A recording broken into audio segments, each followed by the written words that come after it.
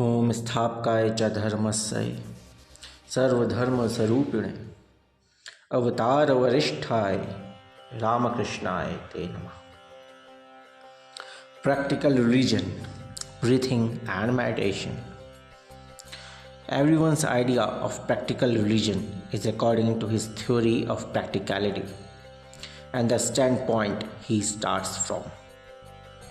There is work, there is a system of worship, there is knowledge. The philosopher thinks the difference between bondage and freedom is only caused by knowledge and ignorance. To him, knowledge is the goal, and his practicality is gaining that knowledge. The worshipper's practical religion is the power of love and devotion. The worker's practical religion consists in doing good works. And so, as in every other thing, we are always trying to ignore the standard of another, trying to bind the whole world to a standard. Doing good to his fellow beings is the practical religion of the man, full of love.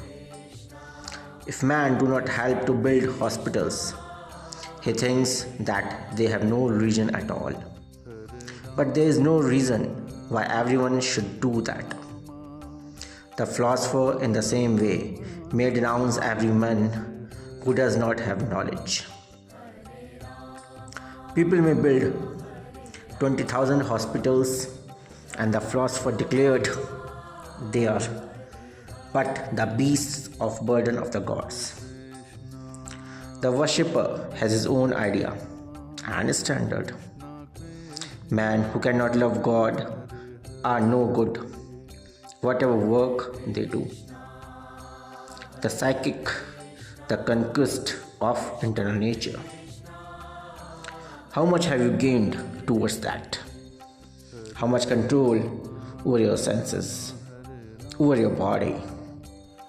That is all the yogi asks.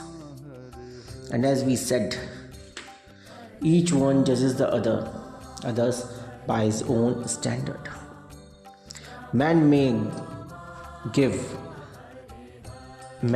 have given millions of dollars and fed rats and cats, as some do in India. They say that man can take care of themselves, but the poor animals cannot. That is their idea. But to the yogi, the goal is conquest of internal nature, and he judges man by that standard. We are always talking about practical religion, but it must be practical in our sense. Especially so in the Western countries. The Protestants' ideal is good works. They do not care much for devotion and philosophy.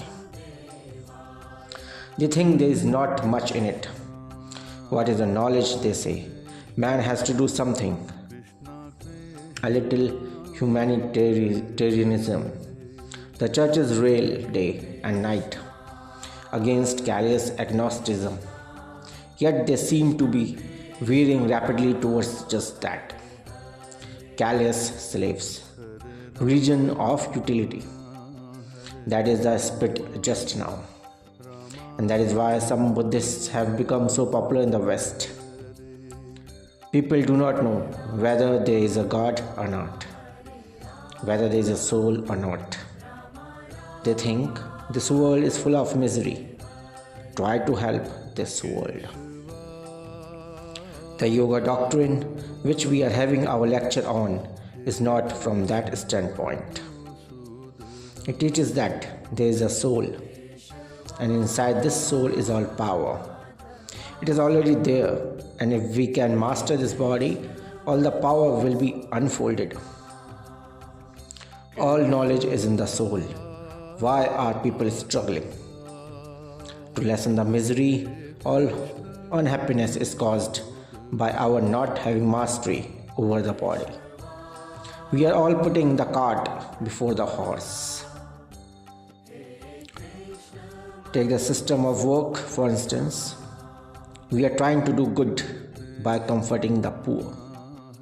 We do not get to the cause which created the misery. It is like taking a bucket to empty out the ocean, and more water comes all the time. The yogi sees that this is nonsense. He says that the way out of misery is to know the cause of misery first. We try to do the good we can. What for? If there is an incurable disease, why should we struggle and take care of ourselves? If the utilitarians say, do not bother about soul and God, what is that to the yogi, and what is it to the world? The world does not derive any good from such an attitude. More and more misery is going on all the time. The yogi says you are to go to the root of all this. Why is there misery in the world? He answers, it is all our own foolishness, not having proper mastery of our own bodies. That is all. He advises the means by which this misery can be overcome. If you can thus get mastery of your body, all the misery of the world will vanish. Every hospital is praying that more and more sick people will come there. Every time you think of doing some charity, you think there is some beggar to take your charity. If you say, "Oh Lord, let the world be full of charitable people," you mean let the world be full of beggars also. Let the world be full of good works. Let the world be full of misery. This is out and out slavishness. The yogi says religion is practical if you know first why misery exists. All the misery is in the world is in the senses. Is there any element in the sun, moon, and the stars?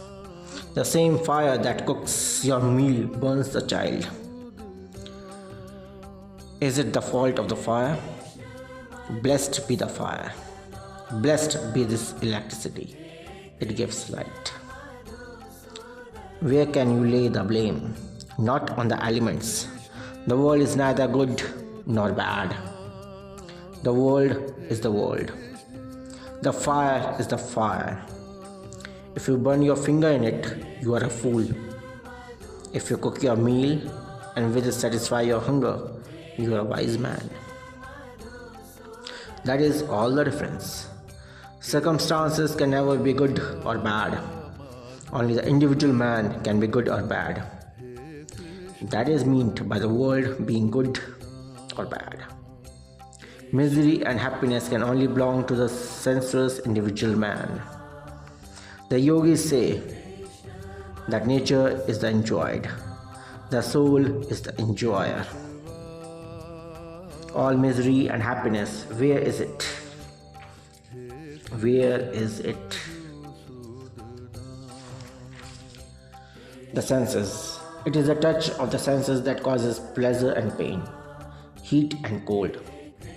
If we can control the senses and order what they shall feel, not let them order us about as they are doing now. If they can obey our commands, become our servants, the problem is solved at once. We are bound by the senses, they play upon us, make fools of us all the time. Here is a bad order. It will bring me unhappiness as soon as it touches my nose. I am the slave of my nose. If I am not its slave, I do not care. A man curses me, his curses enter my ears, and are drained in my mind and body. If I am the master, I shall say, let these things go. They are nothing to me. I am not miserable. I do not bother. This is the outright, pure, simple, clear-cut truth. The other problem to be solved is it practical? Can one attain to the power of mastery of the body? Yoga says it is practical. Supposing it is not, suppose there are doubts in your mind, you have got to try it. There is no other way out. You may do good works all the time. All the same, you will be the slave of your senses. You will be miserable and unhappy. You may study the philosophy of every religion. Men in this country carry loads and loads of books on their backs. They are mere scholars, slaves of the senses, and therefore happy and unhappy. They read 2000 books, and that is alright. But as soon as a little misery comes, they are worried, anxious. You call yourselves men, you stand up and build hospitals. You are fools. What is the difference between men and animals? Food and sleep, procreation of the species, and fear exist in common with the animals. There is one difference: man can control all these and become God, the master. Animals cannot do it. Animals can do charitable work, ants do it, dogs do it. What is the difference between them? Men can be the masters of themselves. They can resist the reaction to anything. The animal cannot resist anything. He is held by the string of nature everywhere. That is all the distinction. One is the master of nature, the other the slave of nature. What is nature? The five senses. The conquest of internal nature is the only way out. According to yoga, the thirst for God is religion. Good works and all that merely make the mind a little quiet. To practice this, to be perfect, all depends upon our past. I have been studying yoga all my life and have made very little progress yet. But I have got enough result to believe that this is the only true way. The day will come when I will be master of myself. If not in this life, in another life, I will struggle and never let go. Nothing is lost. If I die this moment, all my past struggles will come to my help. Have you not seen what makes the difference between one man and another? It is their past. The past habits make one man a genius and another man a fool. You may have the power of the past and succeed in 5 minutes. None can predict the moment of time. We all have to attain perfection sometime or other. The greater part of the practical lessons which the yogi gives us is in the mind. The power of concentration and meditation. We have become so materialistic.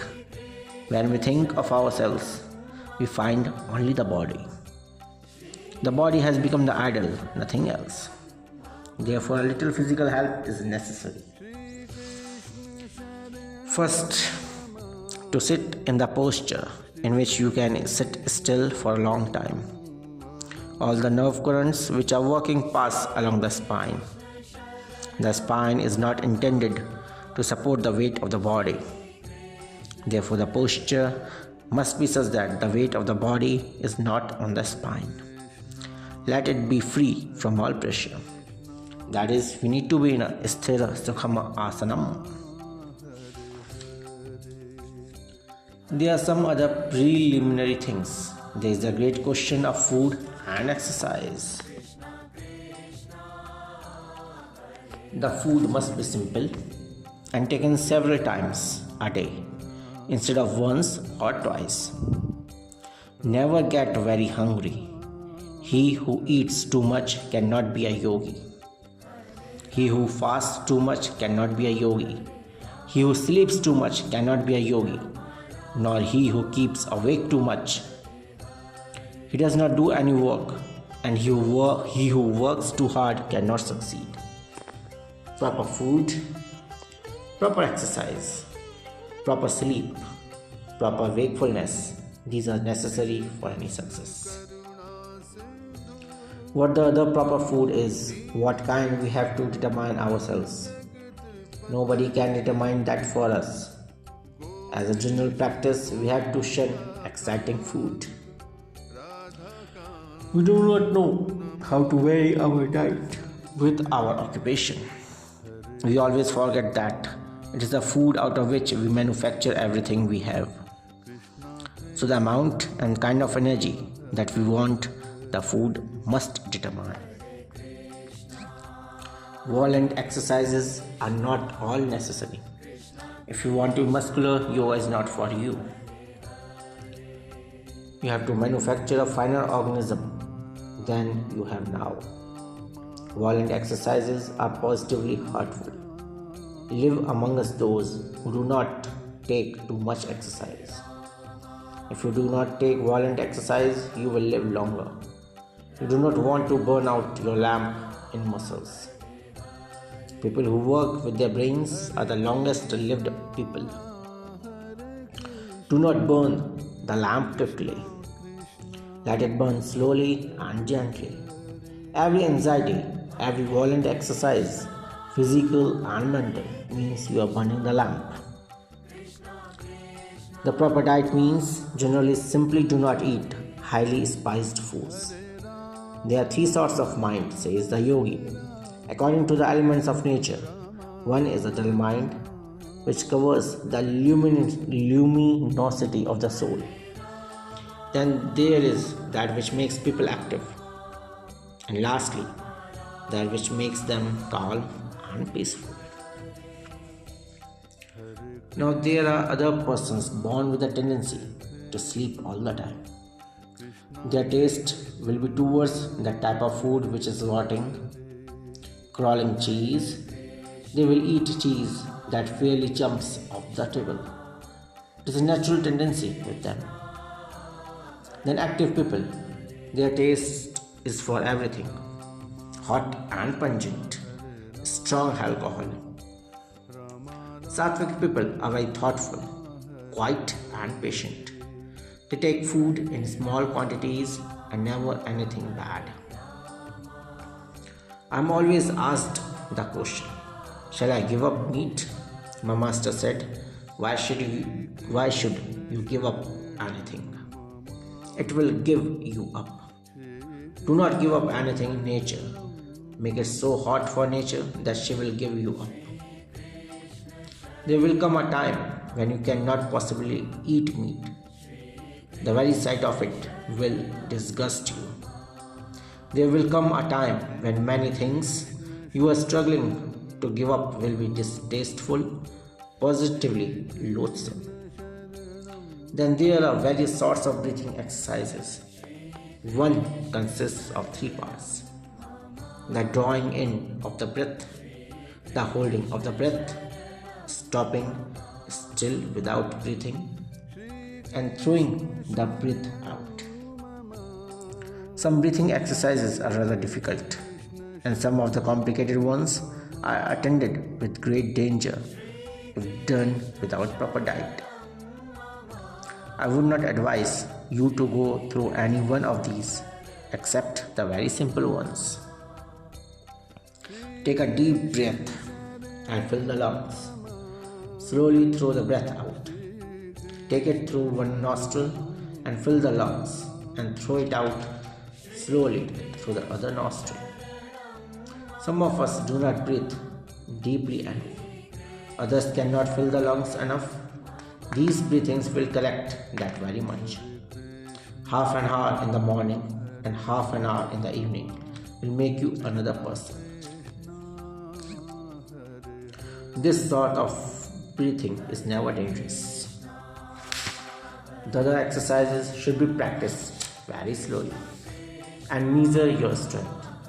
If 10 minutes are a drain, only take 5. The yogi is expected to keep his own body well. These various breathing exercises are great help in regulating the different parts of the body. All the different parts are inundated with breath.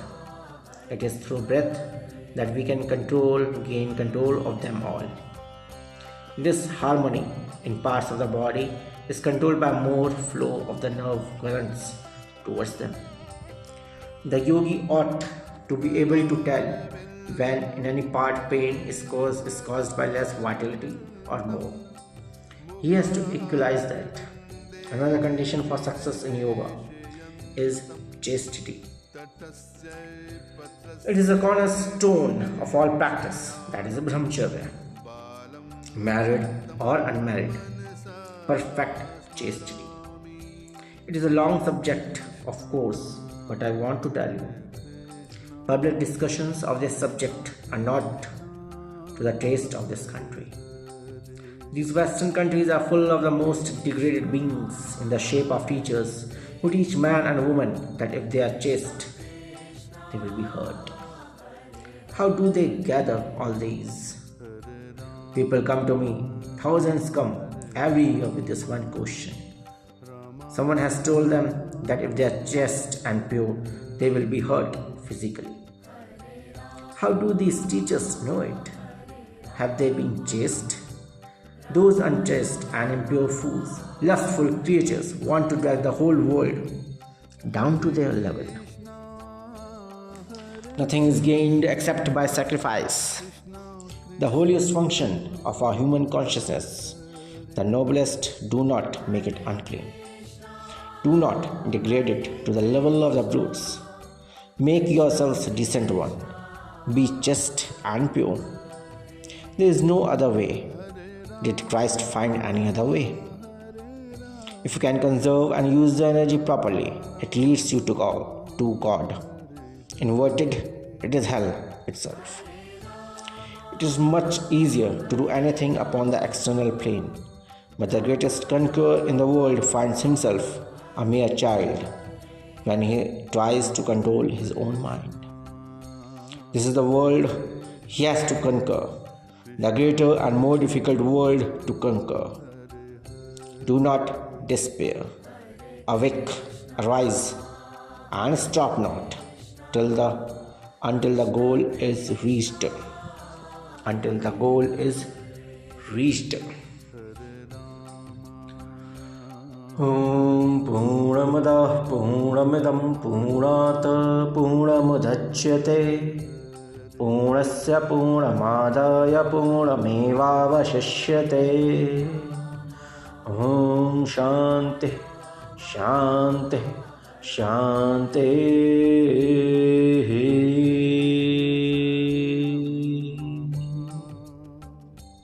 Shri Krishna Sharanam Mama. Shri Krishna Sharanam Mama.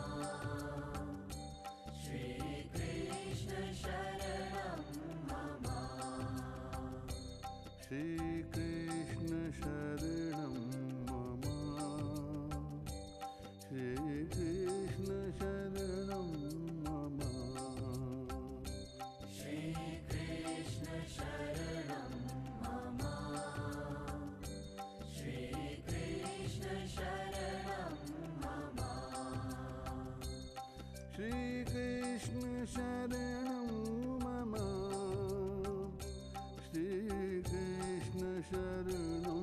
Mama. Shri Krishna Sharanam Mama. Shri Krishna Sharanam Mama.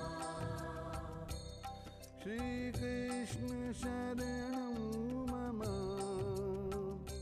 Shri Krishna Sharanam Mama. Shri Krishna Sharanam Mama. Shri Krishna Sharanam Mama. Hare Krishna,